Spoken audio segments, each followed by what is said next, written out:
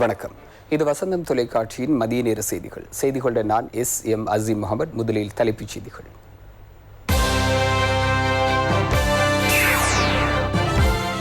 அரசாங்கத்தினால் சமர்ப்பிக்கப்பட்ட 2021 வரவு செலவு திட்ட வாக்கெடுப்பு இன்று. புதிய உறுப்பினர்களுடன் கடமைகளை ஆரம்பித்தது தேர்தல்கள் ஆணைக்குழு.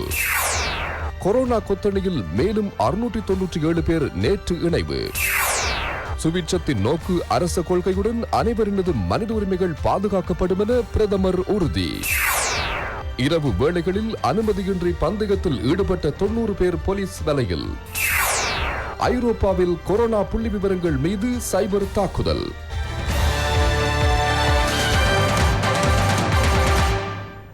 அவை தலைப்புச் செய்திகள். இனி விரிவான செய்திகள். அடுத்த ஆண்டுக்கான வரவு செலவு திட்டம் குறித்த வாக்கெடுப்பு இன்று நடைபெறவுள்ளது. வரவு செலவு திட்டம் 2ஆம் முறை வாசிப்பை அடுத்து அதற்கான வாக்கெடுப்பு கடந்த 21ஆம் தேதி இடம்பெற்றதுடன் அது 99 மேலதிக வாக்குகளினால் நிறைவேற்றப்பட்டது. நிதியமைச்சர் என்ற வகையில் பிரதமர் மஹிந்த ராஜபக்ச அடுத்த ஆண்டுக்கான வரவு செலவு திட்டத்தை கடந்த 17ஆம் தேதி பாராளுமன்றத்தில் சமர்ப்பித்தார்.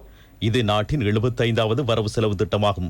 வரவு செலவு திட்ட 2ஆம் வாசிப்பு மீதான வாக்கெடுப்பில் ஆதரவாக 151 வாக்குகளும் எதிராக 52 வாக்குகளும் அளிக்கப்பட்டன. இன்று நடைபெறவுள்ள இறுதி வாக்கெடுப்பிலும் வரவு செலவு திட்டமானது அதைவிட கூடுதலான மேலதிக வாக்குகளினால் நிறைவேற்றப்படும் என அரசியல் விமர்சகர்கள் தெரிவிக்கின்றனர். அபிவிருத்திக்கு முன்னுரிமை அளித்து இம்முறை சமர்ப்பிக்கப்பட்ட வரவு செலவு திட்டத்தின் மூலம் தோட்ட தொழிலாளர்களுக்கு நாளாந்த சம்பளத்தை 1000 ரூபாவாக வழங்கவும், அரச ஊழியர்களுக்கு கட்டாய நேரத்துக்கு பின்னர் மேலதிக தொழிலொன்றில் ஈடுபடுதல் உள்ளிட்ட பல்வேறு நிவாரணங்கள் வழங்கப்பட்டுள்ளன. தேர்தல் ஆணைக்குழுவின் புதிய தலைவர் உள்ளிட்ட உறுப்பினர்கள் இன்று தமது கடமைகளை ஆரம்பித்தனர். தேர்தல் ஆணைக்குழுவின் புதிய தலைவராக நிமல் புஞ்சிஹேவா செயற்படுகின்றார். முகமட், SP திவாரட்ன, KPP பத்தரன மற்றும் ஜீவன் தியாகராஜா ஆகியோர் இவ்வாணைக்குழுவின் ஏனைய உறுப்பினர்கள் ஆவர். ராஜகிரியவில் அமைந்துள்ள தேர்தல் ஆணைக்குழு அலுவலகத்தில் இவர்கள் உத்தியோகபூர்வமாக தமது கடமைகளை ஆரம்பிக்கும் நிகழ்வில் தேர்தல் ஆணைக்குழுவின் முன்னாள் தலைவர் மஹிந்த தேசப்பிரிய உள்ளிட்ட முன்னாள் உறுப்பினர்களும் மேல் மாகாணத்திற்கு பொறுப்பான சிரேஷ்ட பிரதி பொலிஸ்மா அதிபருமான தேசபந்து தென்னகோன் உள்ளிட்ட பலர் கலந்து கொண்டனர். சுபீட்சத்தின் நோக்கு அரச கொள்கை பிரகடனத்தின் மூலம் சகலினதும் மனித உரிமைகள் பாதுகாக்கப்பட்டு நாட்டினதும் நாட்டு மக்களினதும் நலன்புரிக்காக அரசாங்கம் என்ற வகையில் அர்ப்பணிப்புடன் செயற்படுவதாக பிரதமர் மஹிந்த ராஜபக்ச தெரிவித்துள்ளார். உரிமைகளை வென்றெடுத்து பொறுப்புகளை நிறைவேற்றவும் அணிதிரளுமாறு இன்று அனுஷ்டிக்கப்படுகின்ற சர்வதேச மனித உரிமைகள் தினத்தை ஒட்டி வெளியிட்டுள்ள செய்தியிலேயே பிரதமர் இக்கோரிக்கையை விடுத்துள்ளார். 1950ஆம் ஆண்டு டிசம்பர் 4ஆம் தேதி ஐக்கிய நாடுகள் ஸ்தாபனத்தின் 317வது பொதுச்சபை கூட்டத்தில் டிசம்பர் 10ஆம் தேதி சர்வதேச மனித உரிமைகள் தினமாக பிரகடனப்படுத்தப்பட்டது. அனைத்து மக்களுக்கும் பிறப்பிலேயே உள்ள அடிப்படை உரிமைகளை பெறுவதற்கான உரிமை மற்றும் சமத்துவத்தை உறுதிப்படுத்துவதே இத்தினம் பிரகடனப்படுத்தப்பட்டதன் நோக்கமாகும். உலகளாவிய ரீதியில் மனித உரிமை பிரச்சினைகள் குறித்து அறிவூட்டுதல், மேம்படுத்தல் மற்றும் மனித உரிமை நிலையை மேம்படுத்தல் என்பனவும் மனித உரிமை தினத்தை அனுஷ்டிப்பதற்கான காரணங்களாக காணப்படுகின்றன. ஐக்கிய நாடுகள் ஸ்தாபனத்தின் அங்கத்துவ நாடாக இலங்கை 1955ஆம் ஆண்டில் மனித உரிமைகள் சாசனத்தை ஏற்றுக்கொண்டது. நாட்டின் சட்டம் மற்றும் சர்வதேச சட்டத்தின் மூலம் சட்ட ரீதியான உரிமையாக அங்கீகரிக்கப்பட்ட நெறிமுறை கொள்கைகளை மனித உரிமை என்பதற்குள் உள்ளடக்கலாம். ஐக்கிய நாடுகள் ஸ்தாபனத்தின் வரையறைகளுக்கு அமைய நபர் ஒருவரின் சமயம், இனம், வதிவிடம், சர்மத்தின் நிறம், சொத்துக்கள் ஆகிய எதுவும் இதில் தாக்கம் செலுத்தாது. மனித உரிமை நிரந்தர அபிவிருத்தி நோக்கத்தின் அடிப்படையாக காணப்படுகிறது. மனித மதிப்புகளின்றி நாட்டை நிரந்தர அபிவிருத்தியில் இட்டுச் செல்ல முடியாது.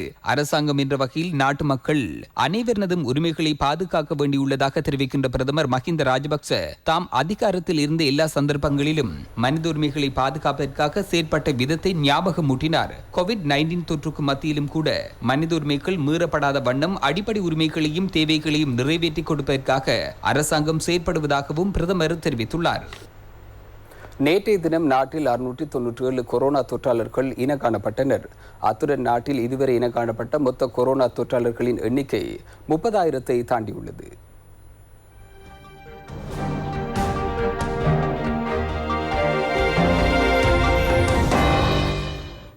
நேற்று இனம் காணப்பட்ட 697 பேரில் 357 பேர் கொழும்பு மாவட்டத்தைச் சேர்ந்தவர்கள். கம்பகா மாவட்டத்திலிருந்து 219 பேரும், கண்டி மாவட்டத்திலிருந்து 38 பேரும் நேற்று இனம் காணப்பட்டவர்களில் அடங்குகின்றனர். இதற்கமைய மினுவாங்கோட ஆடை தொழிற்சாலை மற்றும் பேலியகுட மீன் வர்த்தக சந்தையுடன் தொடர்புபட்ட கொரோனா கொத்தணி 26,512 அதிகரித்துள்ளது. இவர்களில் 18,392 பேர் இதுவரை பூரண குணமடைந்துள்ளனர். இதுவரை நாட்டில் இனங்காணப்பட்ட மொத்த கொரோனா தொற்றாளர்களின் எண்ணிக்கை 30,076 ஆகும். இவர்களில் 8,131 பேர் தொடர்ந்தும் வைத்தியசாலைகளில் சிகிச்சை பெறுகின்றனர். 584 பேர் வைத்திய கண்காணிப்பில் உள்ளனர். 21,800 தொற்றாளர்கள் பூரண குணமடைந்து வைத்தியசாலைகளில் இருந்து வெளியேறியுள்ளதாக சுகாதார பிரிவு தெரிவிக்கின்றது. நேற்றைய தினமும் 2 கொரோனா மரணங்கள் பதிவாகின. கொழும்பு 15 மற்றும் கொழும்பு 10 ஆகிய பகுதிகளை வசிப்பிடமாக கொண்ட இருவரே இவ்வாறு உயிரிழந்தனர். நாட்டில் இதுவரை பதிவாகிய கொரோனா மரணங்களின் எண்ணிக்கை 144 ஆகும். இதேவேளை நேற்றைய தினம் 14,336 PCR பரிசோதனைகள் மேற்கொள்ளப்பட்டதாக COVID-19 பரவலை தடுக்கும் தேசிய செயற்பாட்டு மத்திய நிலையம் தெரிவிக்கின்றது.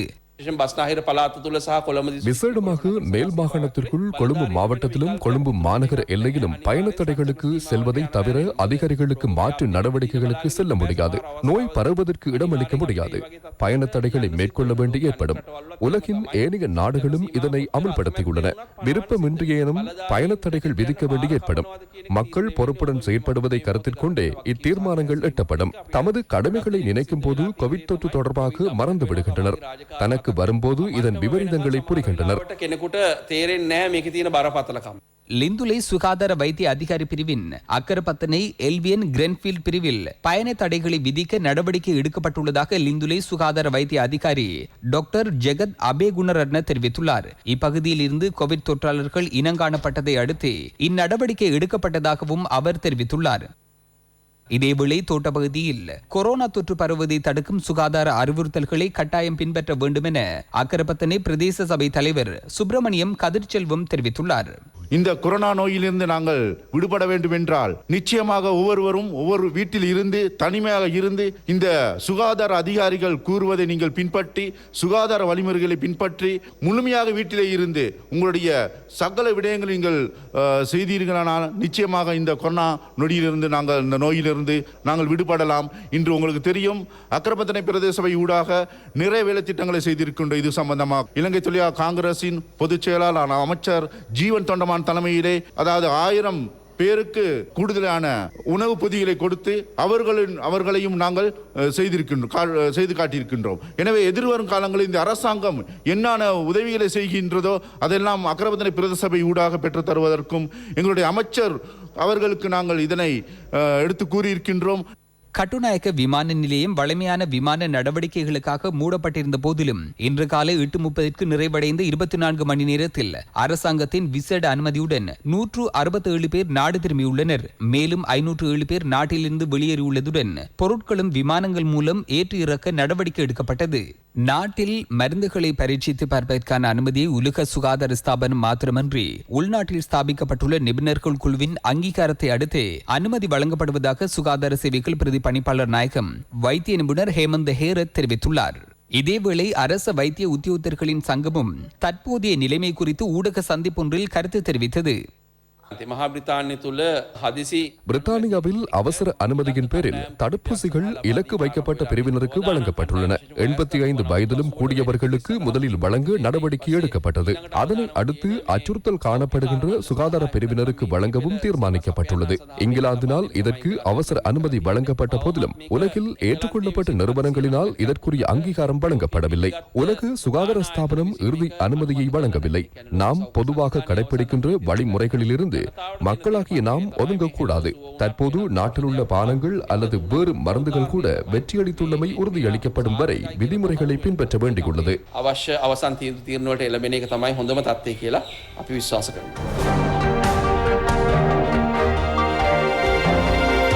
இரவு வேளைகளில் அதிக வேகத்துடன் மோட்டார் சைக்கிள்களை செலுத்திய 90க்கும் மேற்பட்டோர் மோட்டார் சைக்கிள்களுடன் இதுவரை கைது செய்யப்பட்டுள்ளதாக போலீசார் தெரிவிக்கின்றனர். கைது செய்யப்பட்ட சந்தேக நபர்களை உளவியல் வைத்திய நிபுணர் ஒருவரிடம் அனுப்பப்பட்டு அறிக்கை ஒன்றை பெற்றுக்கொள்ள நடவடிக்கை எடுக்குமாறு நீதிமன்றம் உத்தரவு பிறப்பித்துள்ளதாக போலீஸ் ஊடக பேச்சாளரும் பிரதி போலீஸ் மாதிபருமான அஜித் ரோகன தெரிவித்துள்ளார். අධික වේගයෙන් රාත්‍රී කාලේ රේස් පැදීම அதிக வேகத்துடன் இரவு வேளையில் பந்தயத்திற்காக மோட்டார் சைக்கிளை செலுத்துவோர் குறித்து போலீசாரின் நடவடிக்கைகள் முன்னெடுக்கப்பட்டுள்ளன. இரவு வேளைகளில் நாட்டின் ஒரு சில பகுதிகளில் இவ்வாறு பந்தயத்திற்காக மோட்டார் சைக்கிள்களை செலுத்திய சுமார் 90 பேர் இதுவரை கைது செய்யப்பட்டுள்ளனர். அத்துடன் அவர்களது மோட்டார் சைக்கிள்களையும் போலீசார் கைப்பற்றியுள்ளனர். இம்மோட்டார் சைக்கிள்கள் தொடர்பாக விசேட தொழில்நுட்ப பரிசோதனைகள் முன்னெடுக்கப்படும். பந்தயத்திற்காக மோட்டார் சைக்கிளை செலுத்திய ஒருவர் கைது செய்யப்பட்டால் அவர்கள் குறித்து மனோவியல் வைத்திய நிபுணர் ஒருவரின் அறிக்கை ஒன்றை பெற்றுக் கொள்வதற்காக நீதிமன்றத்தின் உத்தரவு ஒன்றை பெற்றுக் கொள்ளுமாறு போலீஸ் நிலையங்களுக்கு ஆலோசனை விடுக்கப்பட்டுள்ளது. අපේ රටේ අපරාධ නීතිය යටතේ කටයුතු කිරීමට සිදු වෙනවා. வீடமைப்பு கடன்களுக்காக 7% வரை வட்டி விகிதத்தை குறைப்பதற்கான சுற்று நிருபம் சகல வங்கிகளுக்கும் துரிதமாக அனுப்பி வைக்கப்பட்டு பொதுமக்களுக்கு நிவாரணங்களை வழங்க நடவடிக்கை எடுப்பதாக ராஜாங்க அமைச்சர் இந்திக்கு அனுர்த தெரிவித்துள்ளார். உங்களுக்கு இல்லம் நாட்டிற்கு எதிர்காலம் தேசிய வீடமைப்பு வேலை திட்டத்தின் கீழ் நீர்கொழும்பு பகுதியில் நிர்மாணிக்கப்பட்ட 6 புதிய வீடுகளை பயனாளிகளுக்கு கையளிக்கும் நிகழ்வில் கலந்து கொண்டு உரையாற்றும் போதே அவர் இதனை தெரிவித்தார். சுபீட்சத்தின் நோக்கு கொள்கை பிரகடனத்திற்கு அமைய இவ்வீடுகள் நிர்மாணிக்கப்பட்டுள்ளன. கம்பகா மாவட்டத்தில் நீர்கொழும்பு தேர்தல் தொகுதிகளில் வீடுகளை நிர்மாணிப்பதில் 95% முன்னேற்றம் எட்டப்பட்டுள்ளது. நாம் வரும்போது கூட எத்தனை பலகை வீடுகள் உள்ளன என்பதை அவதானித்தேன். 2021ஆம் ஆண்டில் இப்பகுதியில் உள்ள சகல பலகை வீடுகளையும் அகற்றி புதிய வீடுகள் கையளிக்கப்படும். வீடு ஒன்றை நிர்மாணிப்பதற்காக வங்கிகளில் கடன்களை பெறும்போது 18 மற்றும் 20% வட்டி அறவிடப்படுகின்றது. குத்தகைக்கு வாகனம் ஒன்றை பெற்றுக் கொள்ளும் போது கூட 18 அல்லது 20% வட்டி அறவிடப்படுகின்றது. வீடுகள் நிர்மாணிக்கும் போது வங்கிகள் கடன் வழங்க வேண்டும். 7% வட்டி வீதம் குறைக்கப்பட வேண்டும் எனவும் ஜனாதிபதியும் அதே போன்றும் நிதியமைச்சரான பிரதமரும் உத்தரவிட்டுள்ளனர். இதற்குரிய சுற்று நிருபம் வெளியிடப்பட்டு உத்தரவையும் மத்திய வங்கிக்கு அனுப்பி இவ்வுத்தரவானது தற்போது வழங்கப்பட்டுள்ளது. கொழும்பு ஆனந்தா கல்லூரியின் 9ஆம் ஆண்டில் கல்வி கற்கின்ற ஹிமாந்த விமலன் எனும் மாணவன் கொரோனா தொற்று நீக்கி கழிவுகளை அகற்றுவதற்கான கொள்கலன் ஒன்றை சுற்றாடல் அமைச்சுக்கு அறிமுகப்படுத்த நடவடிக்கை எடுத்துள்ளார். கொரோனா வைரஸ் தொற்றியுள்ளதாக சந்தேகப்படுகின்ற நபர்களின் கழிவுகளை குறித்த கொள்கலனில் இடுவதன் மூலம் 60 பாகை செல்சியஸ் வெப்பநிலையில் சூடாக்கப்பட்டு தொற்று ஒழிக்கப்படுகின்றது. மின்சாரத்திலும் பேட்டரிகள் மூலமும் இதனை இயக்க முடிகின்றது. செல்லிட தொலைபேசி மூலமும் இதனை கட்டுப்படுத்த முடியும். இந்த கொள்கலனை தயாரிப்பதற்கு சுமார் 3000 ரூபாய் செலவாகின்றது. இதனை தயாரித்துள்ள ஹிமந்த விமலரட்ன எனும் மாணவனுக்கு இப்புதிய படைப்புக்காக பெற்றதன் அனுமதி பத்திரங்களும் கிடைத்துள்ளன. இவ்வுபகரணத்தை அறிமுகப்படுத்த நிகழ்வில் அமைச்சர் மஹிந்த அமரவீர உள்ளிட்ட பலர் கலந்து கொண்டனர். சட்டவிரோதமாக எடுத்து வரப்பட்ட 1200 கிலோகிராம் மஞ்சள் கைப்பற்றப்பட்டது. இந்தியாவில் இருந்து எடுத்து வரப்பட்ட இச்சட்டவிரோத மஞ்சள் மாரவில போலீசாரினால் கைப்பற்றப்பட்டன. இச்சட்டவிரோத மஞ்சளுடன் 3 சந்தேக நபர்களும் லொரியொன்றும் 2 மோட்டார் சைக்கிள்களும் போலீசாரினால் கைப்பற்றப்பட்டன. 27 உரைகளில் இவை பொதியிடப்பட்டிருந்தன. இவற்றின் பெறுமதி 50 லட்சம் ரூபாவுக்கும் கூடுதலாகும். நேற்றைய தினம் சிலாபம் பகுதியில் 1000 கிலோகிராம் மஞ்சள் சிலாபம் போலீசாரினால் கைப்பற்றப்பட்டது. தொடர்வது விளையாட்டுச் செய்திகள். Lanka Premier League 2020. Here we go. This is the second game tonight. Lanka premier league போட்டித் தொடரின் கோல் கிளாடியேட்டர்ஸ் மற்றும் தம்புல்ல வைக்கிங் அணிகளுக்கு இடையில் நேற்று இரவு இடம்பெற்ற போட்டியில் 4 விக்கெட்டுகளினால் தம்புல்ல வைக்கிங் அணி வெற்றி பெற்றது. இதேவேளை ஜப்னா ஸ்டாலியன்ஸ் மற்றும் கண்டி டஸ்கஸ் அணிகளுக்கு இடையிலான போட்டியில் கண்டி டஸ்கஸ் அணி 6 விக்கெட்டுகளினால் வெற்றி பெற்றது. கோல் கிளாடியேட்டர்ஸ் மற்றும் தம்புல்ல வைக்கிங் அணிகளுக்கு இடையிலான போட்டியில் நாணய சுழற்சியில் வெற்றி பெற்ற வைக்கிங் அணி முதலில் துடுப்படுத்த ஆடுமாறு கிளாடியேட்டர்ஸ் அணிக்கு அழைப்பு விடுத்தது. கோல் கிளாடியேட்டர்ஸ் அணி 33 ஓட்டங்களை பெற்ற நிலையில் ஹஷன் அலி 5 ஓட்டங்களை மாத்திரம் பெற்ற நிலையில் முதல் விக்கெட்டை இழந்தார். 20 ஓவர்கள் முடிவில் கோல் கிளாடியேட்டர்ஸ் அணி 7 விக்கெட்டுகளை இழந்து 168 ஓட்டங்களை பெற்றுக் கொண்டது. பதிலுக்கு துடுப்படுத்தாட களமிறங்கிய தம்புல்லை வைக்கிங் அணி ஓட்டங்களை பெறுவதற்கு முன்னர் போல் ஸ்டாலின் ஆட்டமிழந்தார். நிரோஷன் திக்வெல்ல 38 ஓட்டங்களை பெற்றுக் கொடுத்தார். 4 பவுண்டரிகளுடன் 6 சிக்சர்களுடன் ஆஞ்சலோ பெரேரா 45 ஓட்டங்களை பெற்றுக் கொடுத்தார். சமினுல்லா ஷின்வாரி 2 சிக்சர்களையும் 6 பவுண்டரிகளையும் விளாசி 46 ஓட்டங்களை பெற்றுக் கொடுத்தார். போட்டியின் இறுதி ஓவரின் இறுதி பந்துவீச்சில் ஒரு ஓட்டத்தை பெற வேண்டிய நிலையில் சமினுல்லா ஷின்வாரி சிக்சர் ஒன்றை விளாசி போட்டியின் வெற்றிக்கு வழிவகுத்தார். Celebrations on the sidelines. It was a bit of a topsy-turvy game. அரையிறுதிக்கு பிரவேசிக்க வேண்டியதாயின் கண்டி டஸ்கஸ் அணிக்கு இன்று நடைபெறவுள்ள போட்டி மிகவும் முக்கியமான போட்டியாக காணப்படுகின்றது. ஜெஃப்னா ஸ்டாலியன்ஸ், கொழும்பு கிங்ஸ் மற்றும் தம்புல்ல வைக்கிங் அணிகள் லங்கா பிரீமியர் லீக் கிரிக்கெட் போட்டித் தொடரின் அரையிறுதிக்கு தகுதி பெற்றுள்ளன. அத்துடன் LPL போட்டித் தொடரின் மேலும் இரு போட்டிகள் இன்று நடைபெறவுள்ளன. இதன் முதலாவது போட்டியாக கொழும்பு கிங்ஸ் மற்றும் ஜெஃப்னா ஸ்டாலியன்ஸ் ஆகிய அணிகள் இன்று மாலை 3:30க்கு போட்டியிட உள்ளன. இரண்டாவது போட்டியாக கோல் கிளாடியேட்டர்ஸ் மற்றும் கண்டி டஸ்கஸ் ஆகிய அணிகள் இரவு 8 மணிக்கு மோதவுள்ளன. போட்டிகளை சுயாதீன தொலைக்காட்சி ஊடக வலையமைப்பின் வசந்தம் டிவி ஊடாக கண்டுகளிக்க முடியும். Lanka Premier League 2020. Win together. இத்துடன் வசந்தம் டிவியின் மதிய நேர செய்திகள் நிறைவடைகின்றன. வணக்கம்.